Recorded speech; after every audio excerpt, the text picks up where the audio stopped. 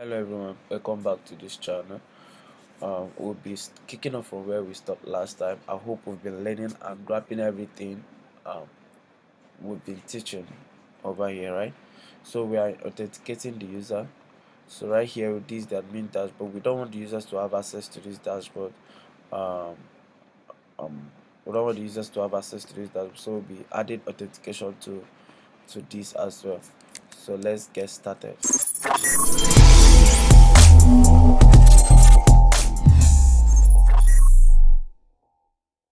Okay, so over here I did let us know that any variable declared outside of a function cannot be seen within a function, and so this variable link here, we're going to be needing it in within this login function. So how do we get this link variable? We just add the global keyword, and yeah, it points to this variable out here. Okay, and then the last tutorial I kind of brushed us up on what extract is. So extract actually takes the key of a particular value in an array and then kind of converts it to a variable, right? So it just a layman definition. You can look up on extract and have an understanding of it. So I also told us that PHP actually works with the name attribute, which is this name attribute here, and here as well. So this is the key we're going to be picking, the password and the email. So quickly let's have that. So say email. So this function empty checks if that particular input, sorry, so it will go to pages the login. So it checks if this particular input is empty. That's what it says. So if not, this exclamation here stands for not. So if not empty, then let's um, assign whatever the user have put in, the admin has put in, into the admin email variable. This is supposed to be email, and then remember our sanitize function. Yeah, our sanitize function within the helpers here. So what I simply did was, in the db.php, I required the helpers in the db.php. So once is here, then is available also to the function.php. All right. So then we have email. Then else, if it is empty, I'm gonna have an array. Remember we declared um, errors, an array called errors. So this array is gonna be holding all the possible errors that is gonna be coming up on the login form. So say specify an email. Then we also have for the password. So if not empty, and what is the name, the value of the name attribute is our password. Okay, so back here we paste, and then we have admin. Okay, so temp admin password is equal to sanitize. So we're making use of temp because we want to encrypt the password here.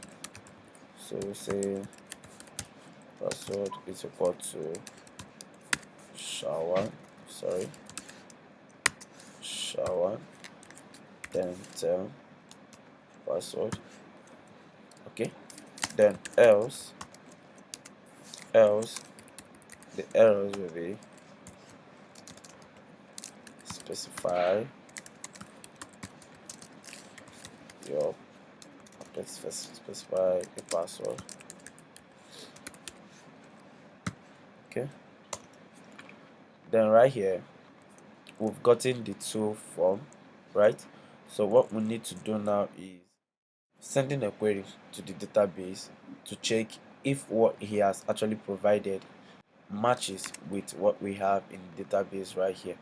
So within the admin, we have these details. So let's do that very quickly. Then we'll say if not errors, that means if there was no error at all, then we'll say SQL is equal to select all from the table admins where the email column is equal to what the user have provided. Okay, so this just like a very simple English. Select all, this asterisk stands for all, from admins, and this admin is coming from the admin table, this admin table, where the email column, this email here, is equal to whatever the user have put in. So you notice that we have that within single quotes. Okay, then we have our query. Then we use the PHP function to send query to the database, which will be my SQLi query, and this query takes in two parameters, or two arguments rather. The first one is the link, and then the second one is the SQL, right? So we have, and then we have SQL. Okay, so why we actually made this way is so to make everything quite simple.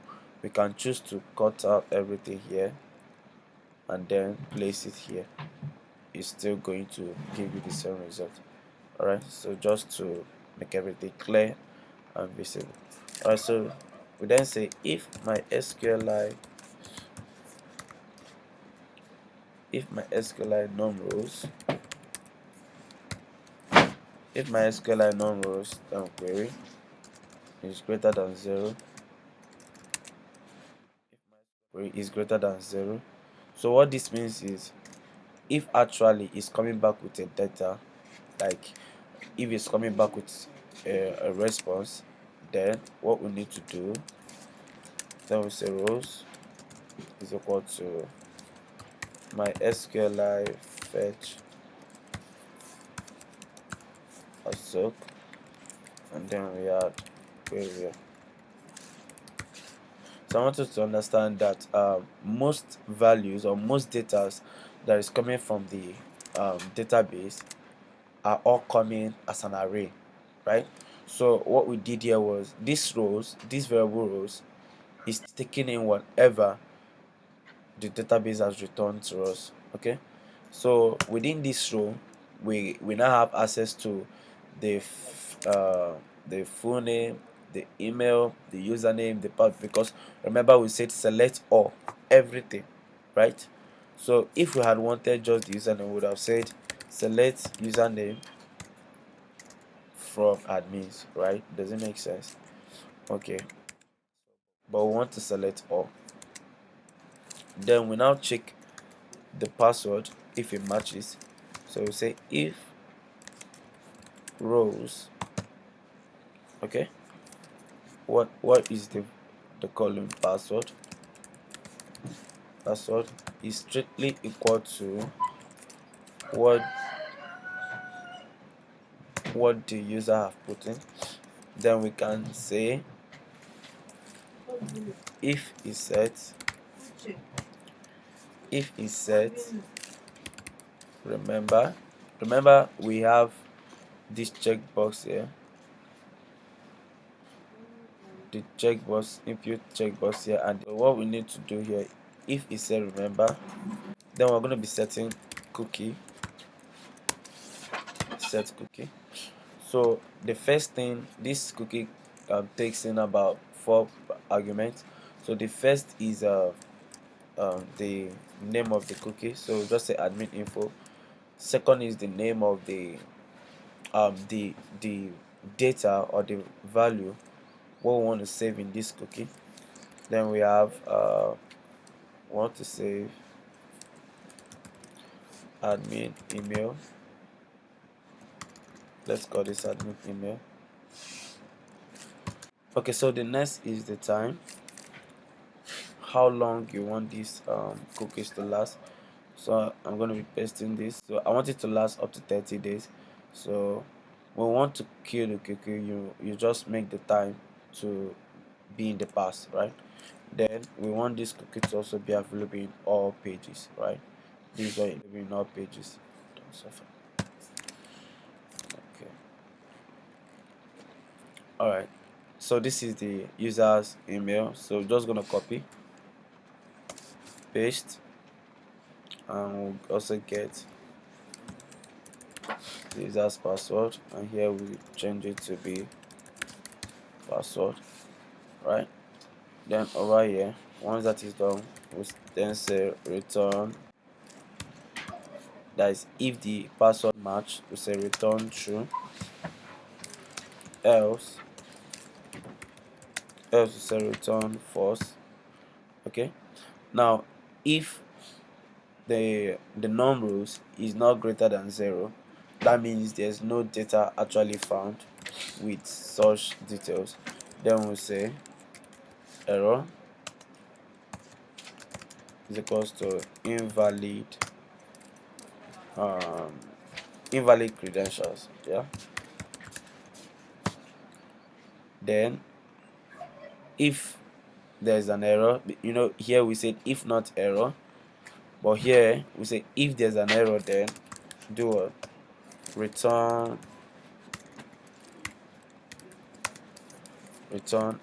errors. All right, so this is it. So let's save this, and then okay, cool, we're good. All right, let's save this, and then let's go back to pages.login.php.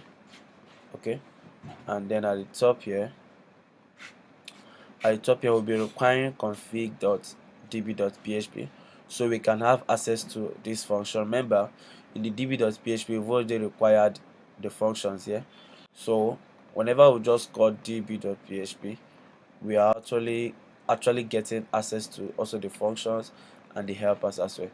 All right, so here we then say if is set $underscore post submit. Remember where this is coming from. We have the name attributes here, submit. So if is set, then we say res. So that stands for response login, and this takes some argument. Remember, in our code here, it's going to take some argument, which is the post. So we add the super global array post. Then we say if res is strictly equal to true, then what we need to do is we're just gonna redirect the user to dashboard. Else, I'm gonna come to that in a while. So else what we need to do is, and we say for each res. Remember, else, that means it's returning an array, so we have to loop through the array to get the errors. For each res as error, and we say echo error. Yeah, cool. So in our helpers.php, we're going to create another helper, and then we'll call this function redirect to, we have the URL, then we then have the header function, header, which should be location will be URL. Okay, just as simple as this. We're also going to have another function to be block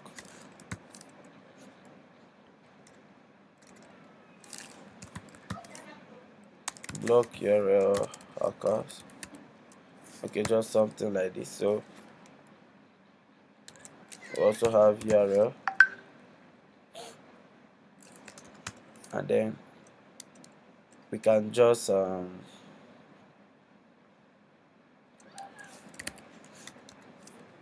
Okay, so also going to have another function called user. Okay, so say if not is set, then redirect. If no user, then redirect URL. So even if we actually block users from accessing the dashboard, they can as well enter through the URL. So we're going to be using this to block those kind of actions. So quickly, what we'll be needing here is the redirect function. So let's just have to index.php. Okay, so let's save. Okay, back to our browser. Let's actually log in. So here, let's copy this. We have james@carenow.com. We'll copy this, and then the password is actually test. So you click on this, and then we are now logged into the dashboard. Okay, so let's go back to pages, and if you notice, we can still actually move into the admin dashboard if we do this from the URL. So in the next tutorial, we're going to be blocking this kind of access, this kind of URL access, and then we get to authenticate the application more and more. Alright, thank you for sticking with me, and if you're not subscribed to this channel, please subscribe and like our videos, and also click on the bell button to get notified whenever we upload new videos. Alright, thank you.